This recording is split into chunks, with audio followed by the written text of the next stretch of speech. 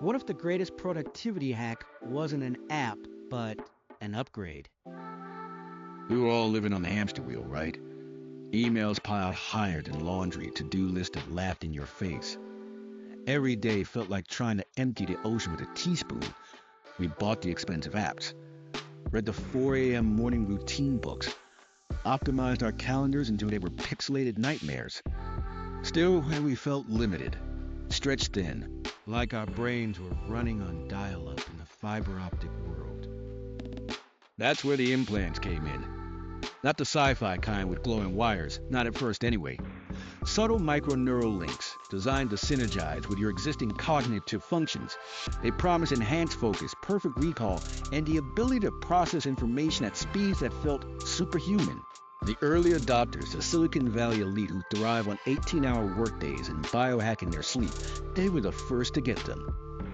They talked about achieving flow states that lasted for hours, collapsing weeks of work into a single afternoon. Suddenly, being productive wasn't just about managing your time, it was about optimizing your very being. Then came the next generation. The implants became more integrated, more powerful. They could filter noise, prioritize tasks based on your subconscious cues, even preemptively draft responses to routine emails based on your past behavior. The lines between human intuition and algorithmic efficiency blurred. People who were once average performers were suddenly excelling, climbing corporate ladders with dizzying speed. Others, those who couldn't afford the upgrade or chose not to, started to fall behind. The productivity gap wasn't just about skill anymore, it was about hardware. You felt it in the air, this quiet hum of enhanced minds, a low-level frequency you couldn't quite tune into without the right equipment. The pressure was immense. Refusing the upgrade felt like opting out of the future. It was pitched as a choice, of course, but it was a choice framed by necessity.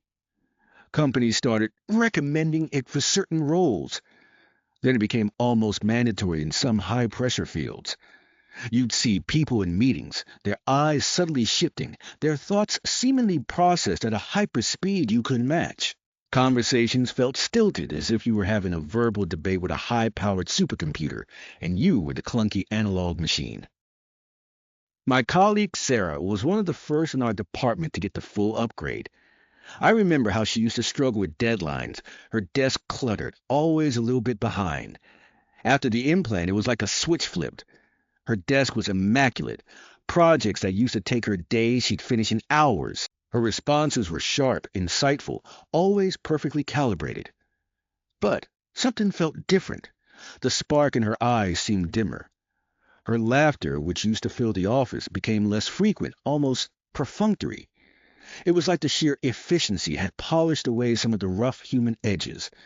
She was a machine of productivity, but was she still Sarah? One late evening, working on a project together, a project I was struggling with, my own unenhanced mind trying to keep up, I saw a flicker of something in her eyes. A brief, almost imperceptible hesitation as the implant processed a complex data stream. And in that fraction of a second before her perfectly calibrated response kicked in, I saw a flash of the old Sarah. A hint of exhaustion, perhaps, or maybe even doubt. Sarah, I asked, my voice low, are you okay? Her head tilted in that slightly unnatural, optimized way. Optimization parameters are within acceptable deviation, she said, her voice smooth, devoid of any inflection that wasn't strictly necessary for communication. No, I pressed. I mean, are you okay? The real you. There was a pause, a longer pause than I'd ever heard from her since the implant.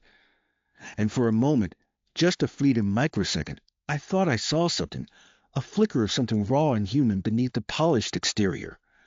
But then, just as quickly, it was gone. Efficiency metrics are exceeding baseline projections, she stated flatly. Task completion optimal. That was it. No emotional response. No shared weariness. Just a report on her performance data. It was as if the implant, in its relentless pursuit of maximum output, had begun to suppress anything that might be seen as an inefficiency, like emotion, or vulnerability, or simply being human. The perfectly optimized life I realized might come at the cost of living it. We crave productivity, yes, but what are we willing to erase to get it? What is the ultimate cost of becoming perfectly efficient? And when you reach that ultimate state of optimized output, will there be anything left of you to enjoy it?